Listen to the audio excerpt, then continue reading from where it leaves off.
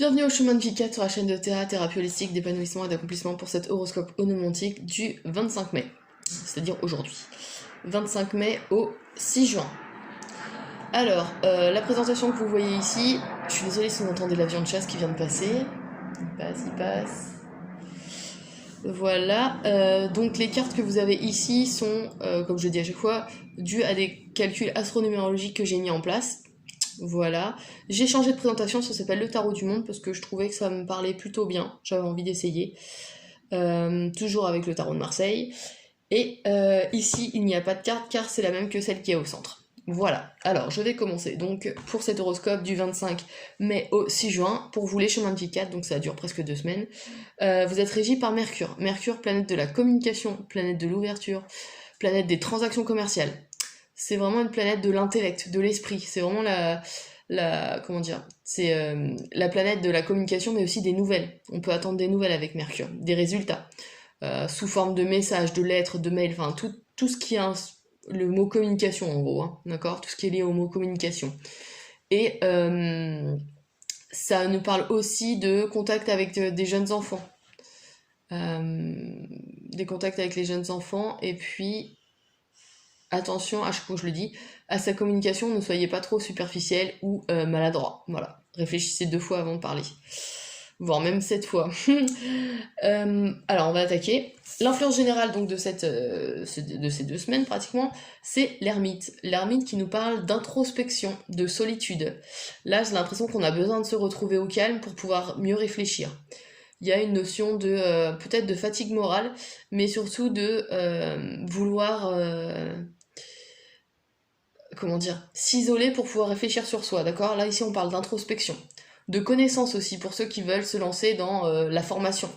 Là, on a un guide, hein, d'accord, qui porte la lumière, là, pour éclairer l'humanité, entre guillemets. Donc, on peut avoir ces notions de formateur, aussi, avec le 9, on a l'altruisme et les associations. On peut avoir envie de s'engager dans une association, c'est possible aussi.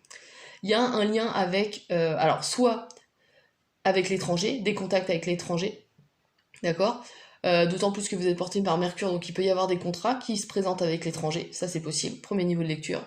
On peut aussi avoir, comme je vous l'ai dit, cet isolement et le fait de vouloir aider son prochain, d'accord, cet altruisme dont parle le 9 en numérologie. Ouais, mais donc on est plutôt dans une... à l'inverse de la communication qui est sur l'ouverture, justement, ici on est plutôt dans l'introspection. Sauf pour ceux que ça concerne, les liens avec les pays étrangers, comme je vous le disais, d'accord ? Mais on a quand même, ou alors c'est une communication interne qu'on doit avoir, d'accord, une communication avec soi-même. Alors on va voir. Dans le domaine de l'intellect, on a le 7 de bâton. Alors ici, on a une super créativité, on a des idées qui fusent, on a de la réflexion qui est riche. Attention à ne pas en faire comment dire, une créativité trop destructrice ou déstructurée à cause de Mercure plutôt, à cause de Mercure. Il faut qu'elle soit... alors c'est une bonne créativité, hein, c'est sûr, là on voit vraiment... on a des idées qui fusent dans notre tête, d'accord ? Dans votre tête en l'occurrence. Mais il faut qu'elle soit canalisée, parce que Mercure a une tendance à la dispersion et à l'éparpillement. Donc il faut vraiment que ce soit une énergie qui soit canalisée, d'accord ? Soyez structurés dans vos idées et je pense que ça ne pourrait être que bénéfique, d'accord ? Ayez confiance dans votre... comment dire ? Déjà en vos connaissances et en vos capacités d'avoir des idées originales, parce que le 7 en numérologie, c'est le côté un peu marginal et original des choses. Ouais, sachant qu'ici, on a une énergie martienne, hein, donc dans l'action. Donc là, il faut vraiment mettre en œuvre ces idées que vous avez. Ouais. Alors bien sûr, c'est là que votre petite voix intérieure, hein, cette introspection dont parle la carte, qui va vous aider à savoir quand le faire, quand les mettre en avant, et grâce à Mercure, vous allez pouvoir les vendre, d'accord ? Ou au moins savoir les vendre, pour peut-être obtenir des partenariats, avec des gens à l'étranger, qui sait.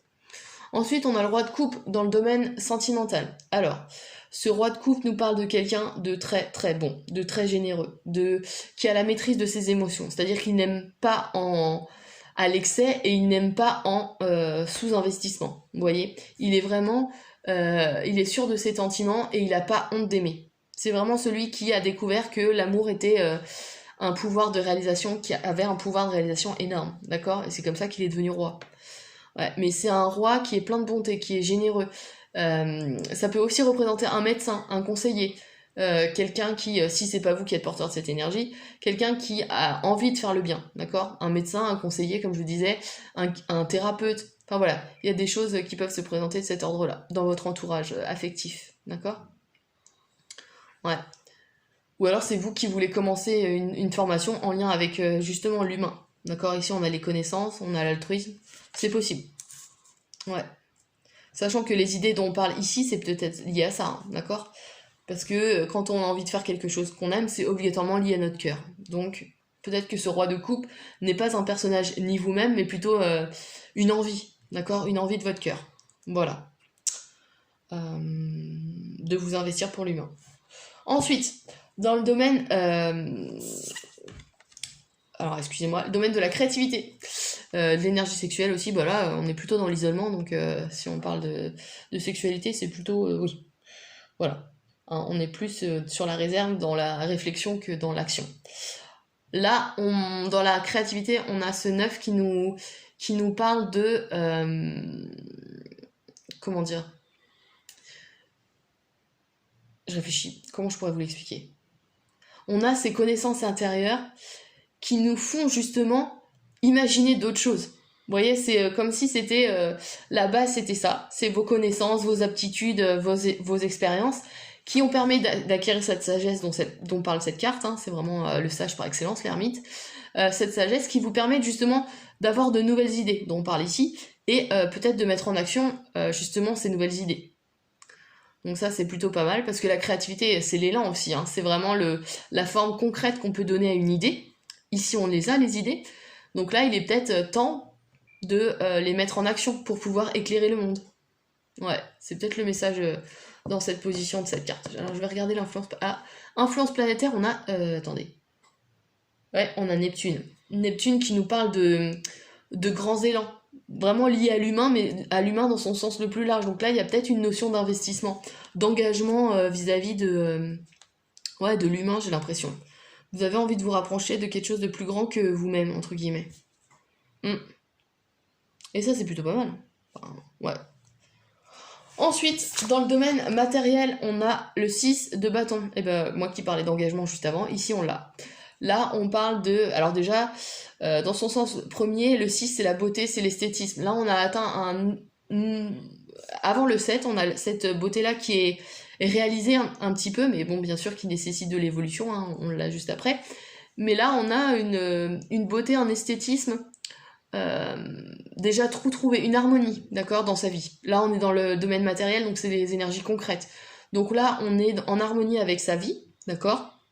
Il y a une notion d'avoir trouvé sa place, et en même temps, pour ceux dont ce n'est pas encore le cas, on a une notion d'engagement, de choix à faire, d'accord, de dilemme d'ordre affectif. Alors là, on est dans les bâtons, donc c'est peut-être d'ordre matériel, justement, parce que le bâton, c'est l'énergie qui permet d'aller de l'avant, de l'action, donc c'est vraiment... il y a peut-être un choix qui doit se présenter entre deux actions, justement, entre deux projets, entre deux idées. J'aurais plus tendance à dire deux projets. Les idées, c'est de l'intellect, donc ça aurait été une épée. Là, c'est plus le bâton, donc ouais, il y a peut-être ça qui s'impose. Je pense que là, il est nécessaire pour vous de vous poser et de réfléchir, en fait. Hein. Vraiment, l'introspection est nécessaire durant cette semaine pour savoir où vous allez, comment et pourquoi. Ouais. Sachant qu'ici, on a une énergie uranienne, donc c'est l'originalité aussi. C'est le côté un peu hors des sentiers battus. Donc ayez confiance, comme je vous l'ai dit dans ce set-là. Ces idées qui fusent et tout, notez-les sur un papier et essayez de voir ce qui pourrait le plus parler à votre cœur, entre guillemets. Ouais. Ouais. Voilà, pour cette semaine. Je pourrais pas dire plus, hein, là, franchement, ouais. Voilà, n'hésitez pas à liker, à partager et à vous abonner si c'est pas déjà fait.